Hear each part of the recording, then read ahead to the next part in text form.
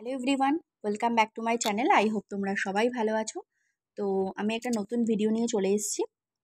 আজকের ভিডিওতে আমি একটু হিস্ট্রি নিয়ে আলোচনা করব তোমাদের সাথে। তো দেখতেই পাচ্ছ হিস্ট্রির দুটো বই এখানে আমি পাশাপাশি রেখেছি সুন্দরভাবে বোঝানোর জন্য। তো এই ভিডিওটা অবশ্যই বিগিনার্সদের জন্য হেল্পফুল হবে এবং সামনেই ইউপিএসসি পরীক্ষা আসছে, তাছাড়া ডাব্লিউবিসিএস এক্সামও কিন্তু ডিসেম্বর নাগাদ হতে পারে, সেরকম একটা খবর প্রকাশিত হয়েছিল কর্মসংস্থান পত্রিকায়।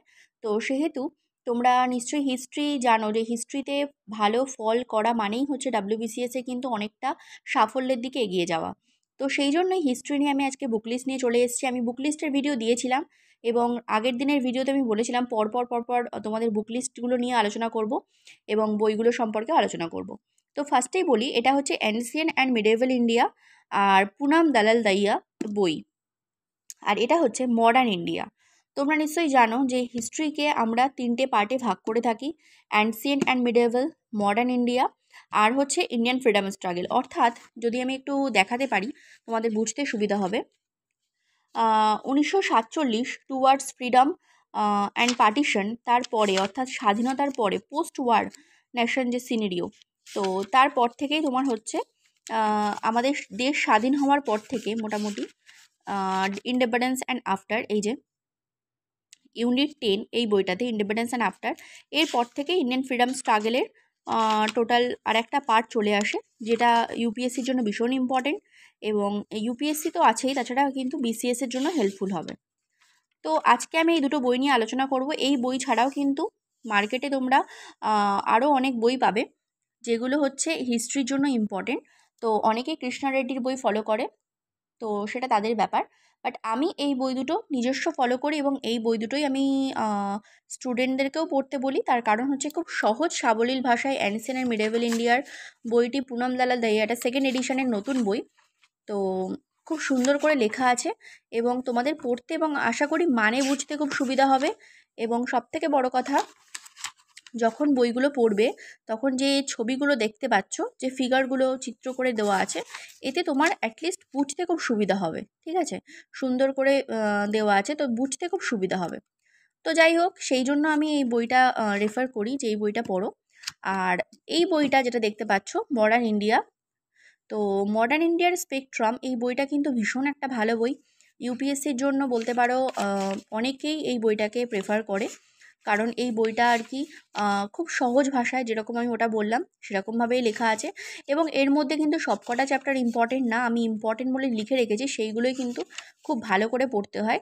সেইগুলো পড়লেই মোটামুটি তোমরা আর কি বুঝতে পারবে।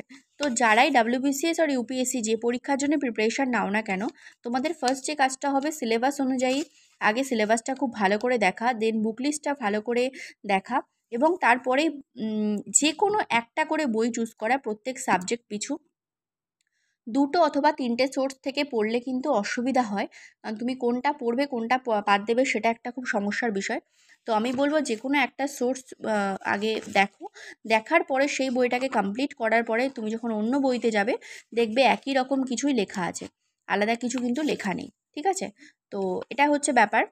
এবার আমি একটা কথা তোমাদেরকে বলি, যার যার স্ট্র্যাটেজি তার কাছে অবশ্যই হয়, কারণ স্ট্র্যাটেজিটা মানুষভিত্তিক হয়ে থাকে, কারণ তার কমফর্ট জোন, তার কোনটা সুবিধা তার অসুবিধা এরকম হিসাবেই হয়। তো আমি অবশ্যই স্ট্র্যাটেজি ভিডিও আনবো। আজকে আমি হিস্ট্রি নিয়ে আলোচনা করলাম, হিস্ট্রি দুটো বই তোমাদেরকে দেখিয়ে দিলাম কিভাবে পড়বে সেটাও বলে দিলাম। এবং যদি ইউপিএসসির কথা জিজ্ঞেস করো, তো ইউপিএসসির জন্য ইম্পর্টেন্ট চ্যাপ্টারগুলো একটু দাগিয়ে নাও যাতে বোর্ড তোমাদের পড়তে সুবিধা হয়। দেখো এখানে লেখাই আছে, 2 নাম্বার চ্যাপ্টার হরপ্পা সিভিলাইজেশন অর্থাৎ ব্রোঞ্জ এজ 2600 থেকে 1900 বিসি, ইউপিএসসির জন্য important. 5 number Buddhism and Jainism important. Political and cultural developments during 200 to 300 C, BC থেকে সি, হ্যাঁ সঙ্গম এজ, তার মধ্যে একটা আছে।